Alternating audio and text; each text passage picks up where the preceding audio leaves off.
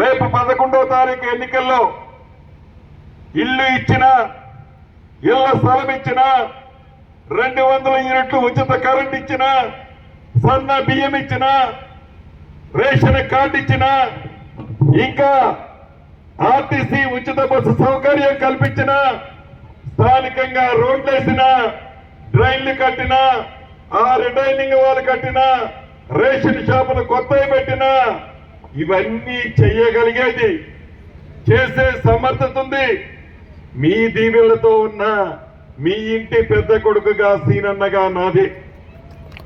కాబట్టి కబుర్లు చాలా మంది చెప్తారు, కబుర్లు వినండి, కానీ నిజంగా పని ఎక్కడవుతుంది, ఎవరితో అవుతుంది, ఎలా చేయగలుగుతున్నారు అనేది తెలియనంత అమాయకులు మీరెవ్వరూ కాదు.